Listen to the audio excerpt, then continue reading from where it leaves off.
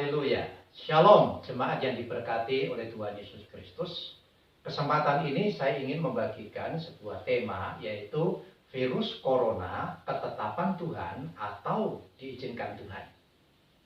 Pada hari Senin tanggal 2 Maret 2020, Presiden kita, yaitu Bapak Presiden Joko Widodo, telah menyampaikan bahwa ada 2 orang Indonesia yang positif corona.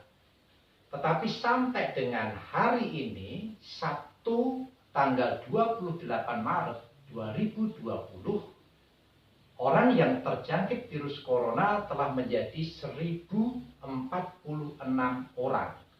Dan 78 diantaranya telah meninggal, sementara 46 mengalami kesembuhan. Tetapi ada ribuan orang yang masuk dalam kategori orang dalam pemantauan.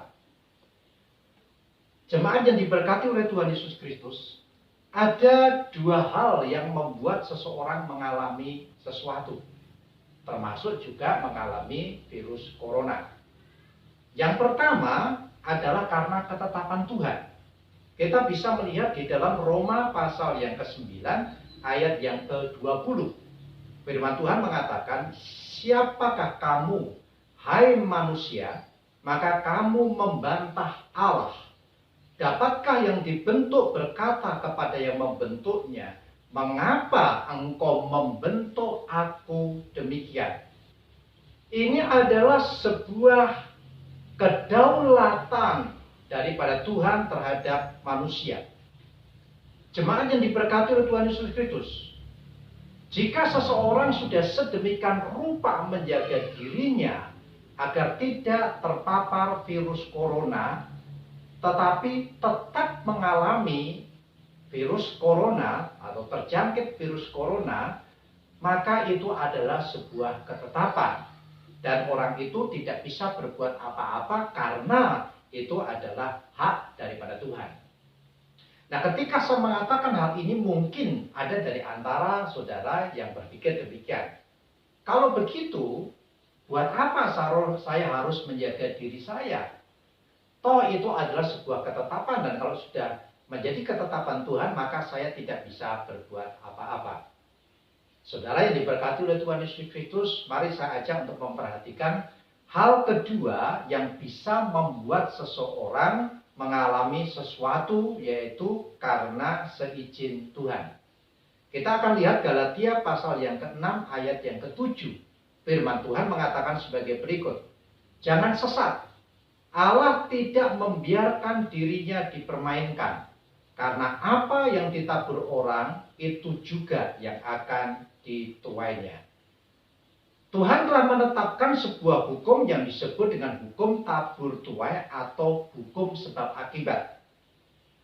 Satu pertanyaan yang perlu kita renungkan adalah, mungkin tidak seseorang yang sebenarnya tidak ditetapkan oleh Tuhan untuk mengalami virus corona, tetapi akhirnya bisa mengalami virus corona?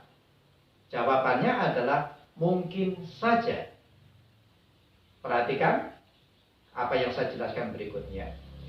Jika seseorang tahu kondisi sekarang ini, kondisi pandemi daripada virus corona, dia sudah tahu resikonya, tetapi dia tidak menjaga dirinya sedemikian rupa sehingga akhirnya dia terkena virus corona, memang itu bukan ketetapan Tuhan, melainkan hukum tabur tuai yang dialami, atau hukum sebab akibat yang diizinkan oleh Tuhan.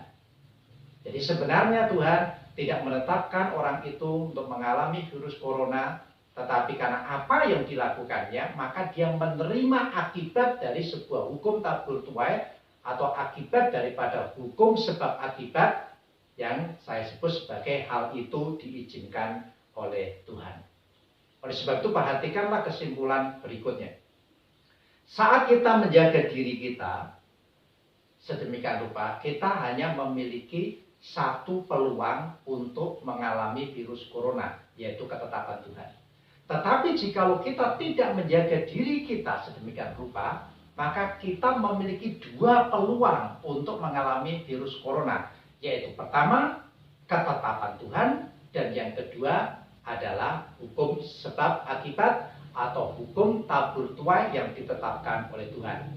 Oleh sebab itu, jemaat yang dikasihi oleh Tuhan Yesus Kristus, Tuhan tidak hanya berkata, berdoalah, tetapi Tuhan juga berkata, berjaga-jagalah dan berdoalah. Itu yang harus kita lakukan hari-hari ini. Demikian, jemaat yang dikasihi Tuhan, dan video berikutnya saya akan menyampaikan sebuah tema, virus corona, mengapa bisa terjadi. Tuhan memberkati. Amin.